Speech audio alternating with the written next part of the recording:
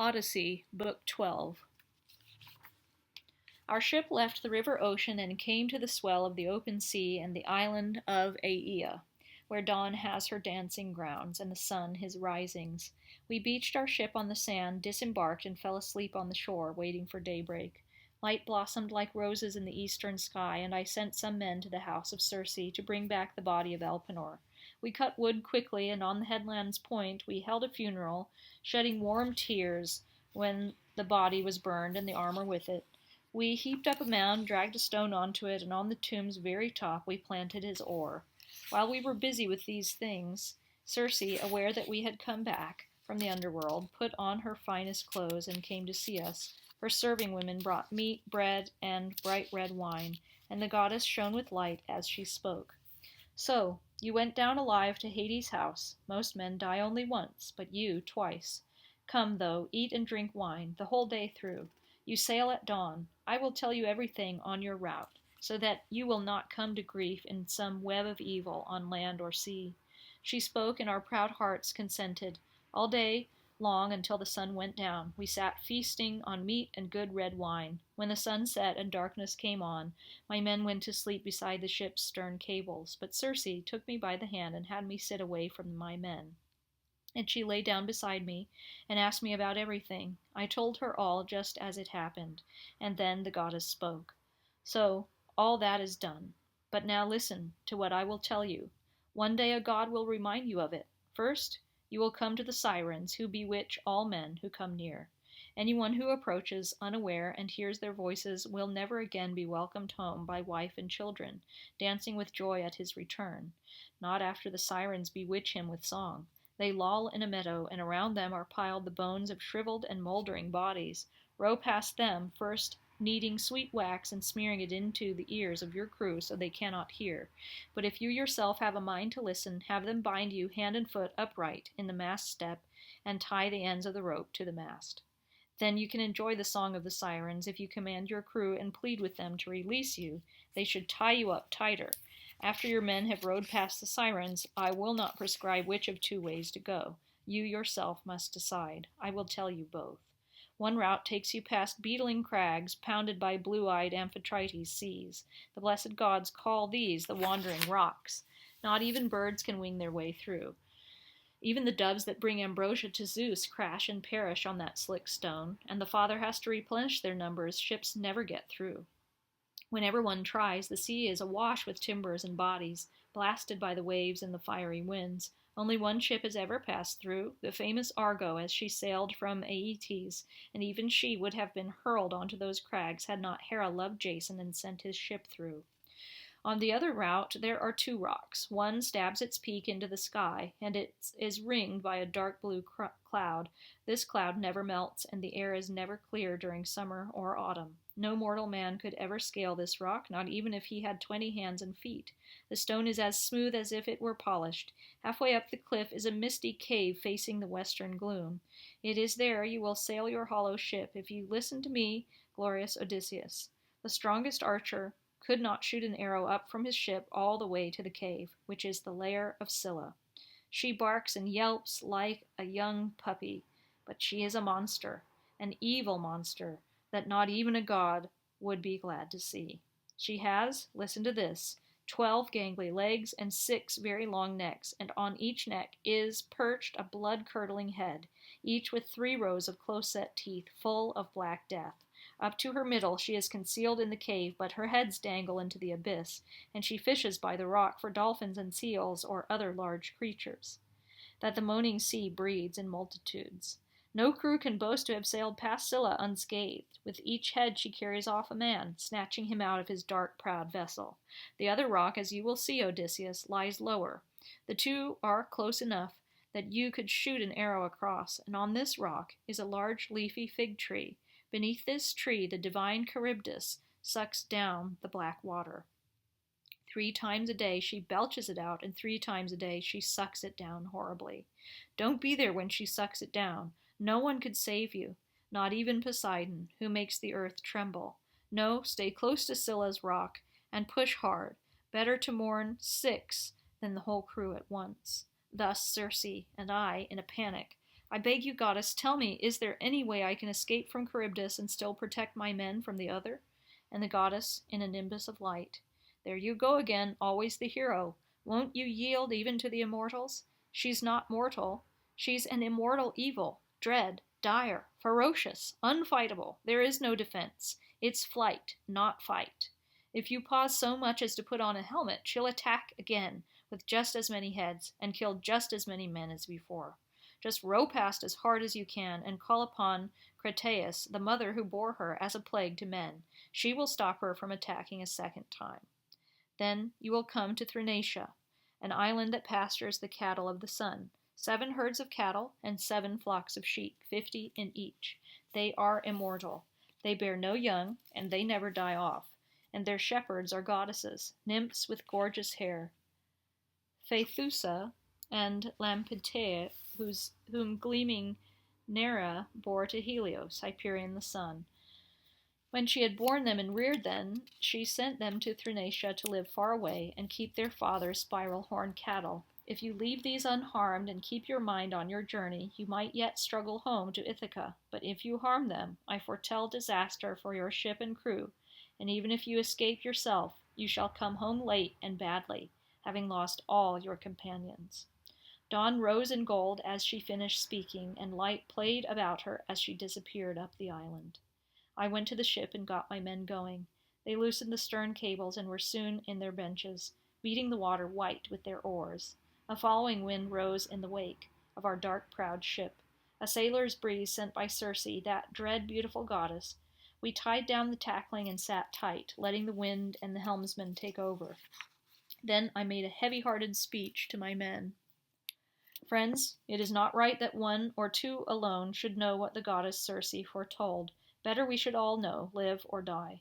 We may still beat death and get out of this alive. First, she told us to avoid the eerie voices of the Sirens and sail past their soft meadows.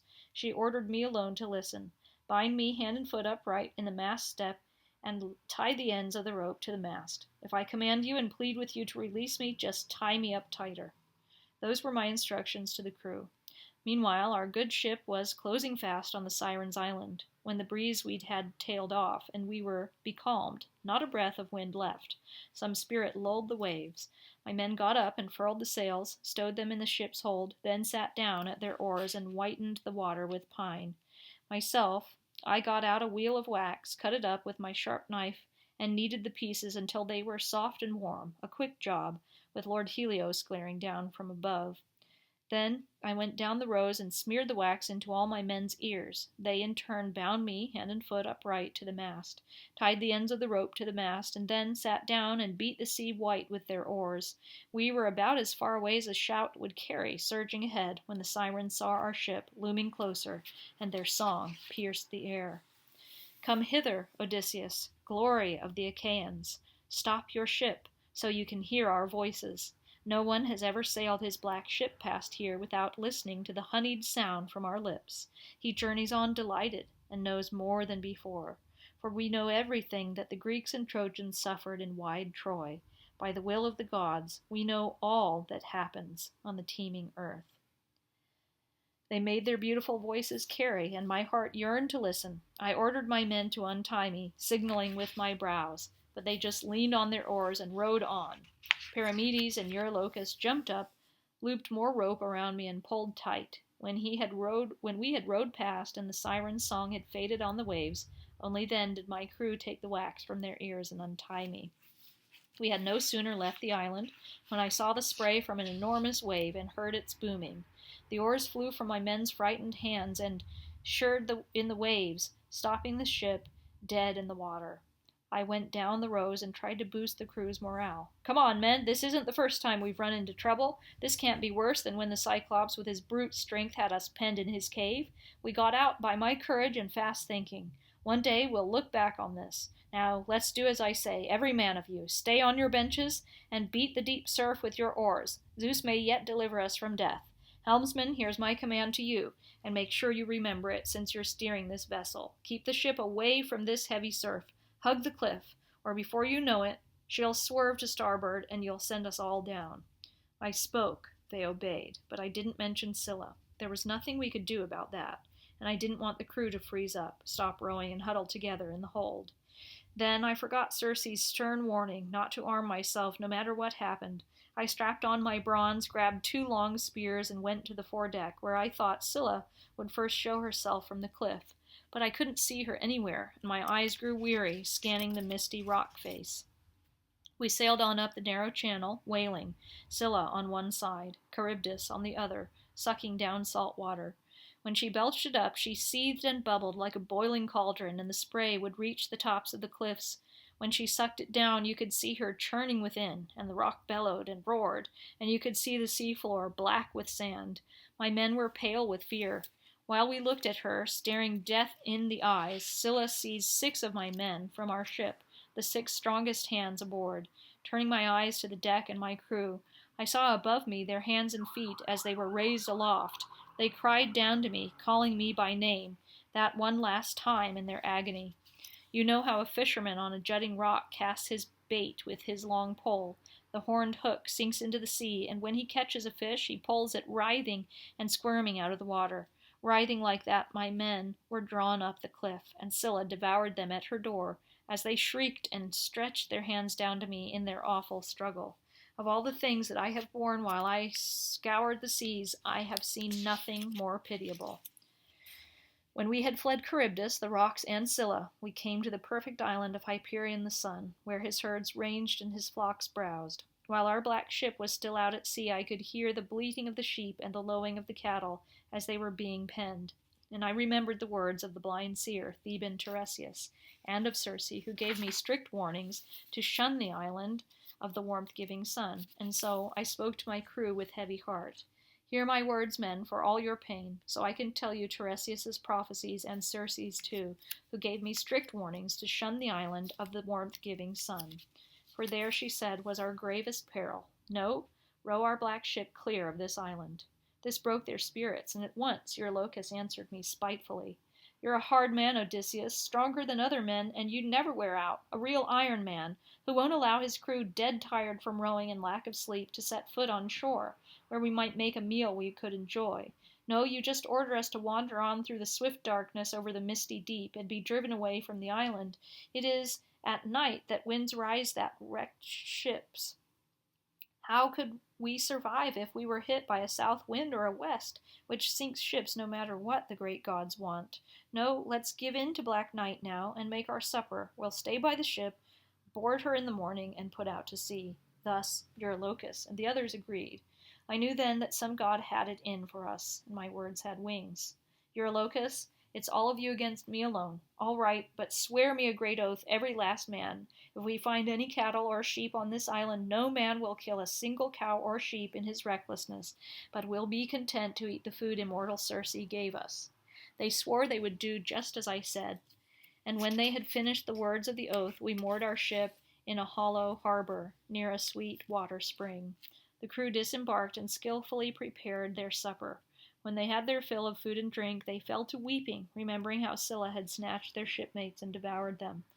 Sweet sleep came upon them as they wept. Past midnight, when the stars had wheeled around, Zeus gathered the clouds and roused a great wind against us, an ungodly tempest that shrouded land and sea and blotted out the night sky. At the first blush of dawn, we hauled our ship up and made her fast in a cave where you could see the nymphs' beautiful seats and dancing places. Then I called my men together and spoke to them. Friends, there is food and drink in the ship. Let's play it safe and keep our hands off those cattle which belong to Helios, a dread god who hears and sees all.